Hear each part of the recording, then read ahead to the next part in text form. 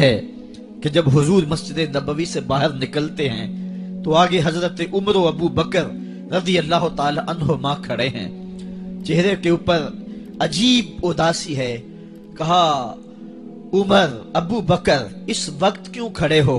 عرض کی حضور بھوک نے گھر میں ٹکنے نہیں دیا، ہم نے چاہا حضور کا چہرہ دیکھ لیں تو کچھ پیاس بجھ جائے، کچھ بھوک مٹ جائے۔ حضور نے فرمایا میرا حال بھی یہی ہے، جس چیز نے تجھے گھروں سے نکالا ہے وہی چیز مجھے گھر سے نکال لائی ہے۔ چلتے ہوئے حضرت ابو ایوب انصاری کے گھر کے قریب سے گزرے،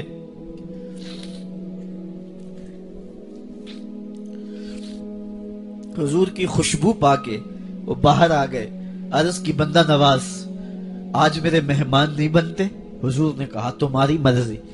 گھر لے گئے، چٹائی بچھائی، حضور کو بٹھایا، گھر والوں کو بکری کا بچہ ذبح کر کے دیا، کہا جلدی جلدی کھانا تیار کرو، میرے آقا کو بھوک لگی ہوگی۔ یہ کہہ کے واپس آئے، حضور کے پاس بیٹھے، نظر چہرے پہ پڑی تو گھبرا گئے۔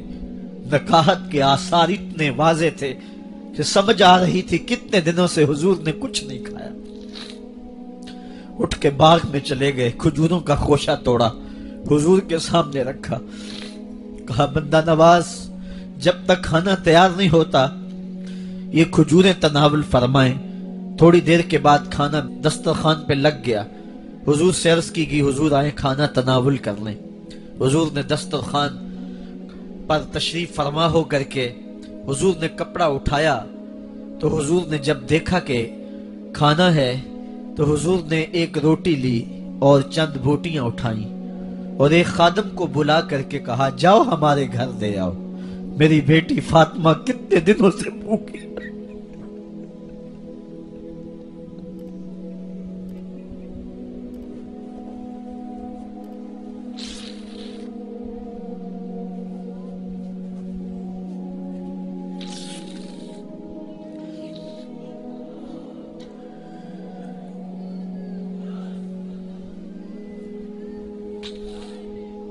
کہا جاؤ ہمارے گھر دے آؤ، میری فاطمہ کتنے دنوں سے بھوکی بیٹھی ہوئی ہے۔ مال کے کونین ہیں گو پاس کچھ رکھتے نہیں، دو جہاں کی نعمتیں ہیں ان کے خالی ہاتھ میں۔ آپ کو پتا ہوگا کہ جب میرے رسول کا انتقال ہوا ہے، حضور کا وصال ہوا ہے، تو حضور کی ایک زرہ ایک یہودی کے گھر میں گروی رکھی ہوئی تھی، حضور نے زرہ رکھ کر کے اس سے قرض لیا ہوا تھا۔ یہ اسلام کی غربت کی کہانی ہے، اور پھر اللہ نے اسلام کو امارت کے رنگ بھی دیے۔ آؤ تمہیں کہانی سناؤں، حضرت عدی بن حاتم روایت کرتے ہیں، صحیح بخاری میں روایت ہے۔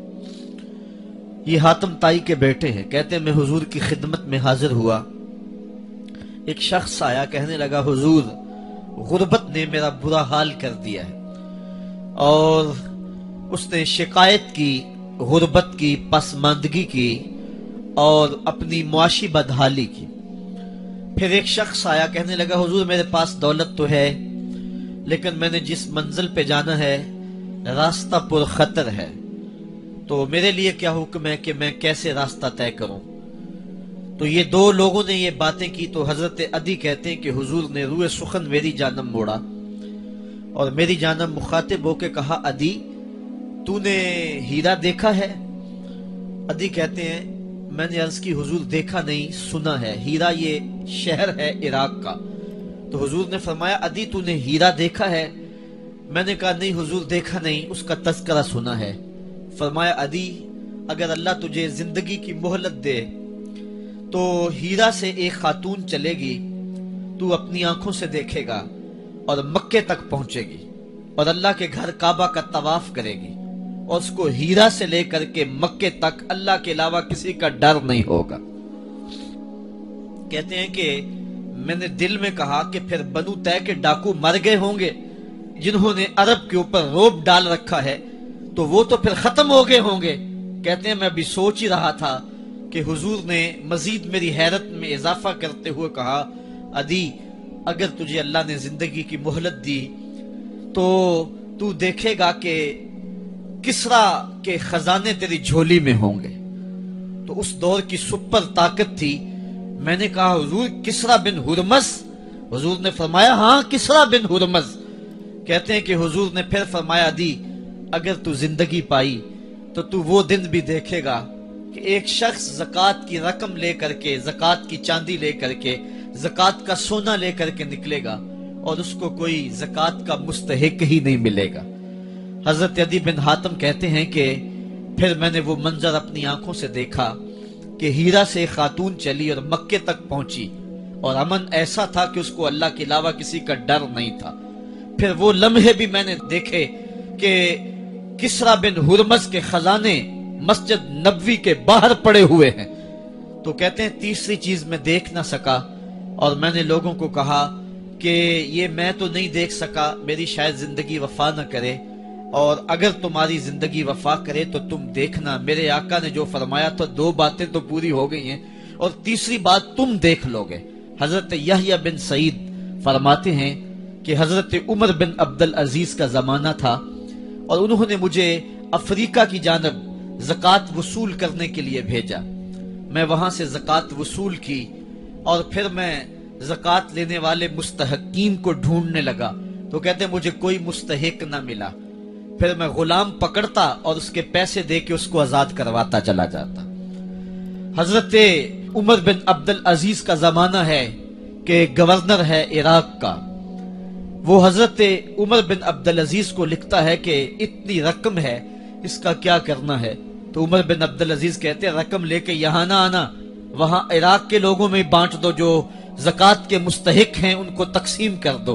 तो गवर्नर लिखता है जो मुस्तहिक है उनको दे दी, अब कोई मुस्तहिक नहीं रहा तो मैं क्या करूं। तो हजरत उमर बिन अब्दुल अजीज कहते हैं जो मकरूज हैं उनका कर्ज उतार दो। तो कहते हैं कि हाँ कर्ज भी मैंने उतार दिया है, रकम फिर भी बच रही है, क्या करूं।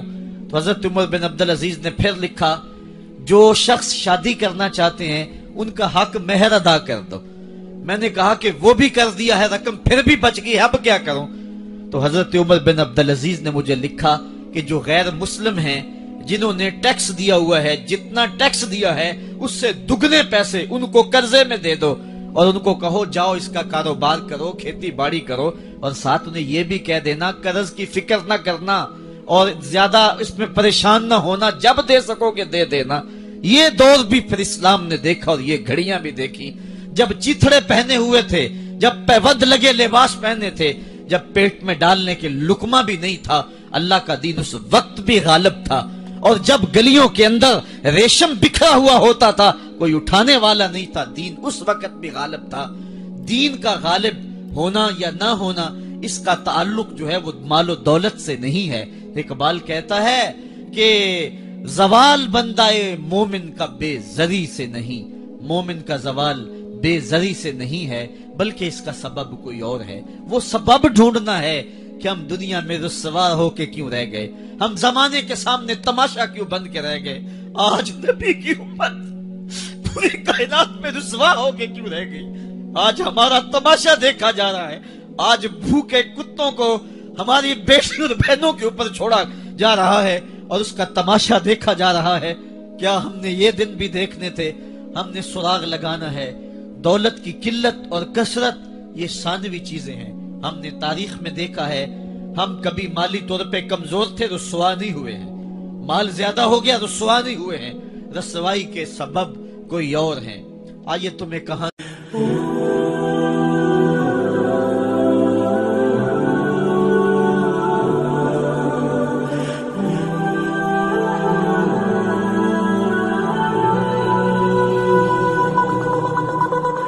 Oh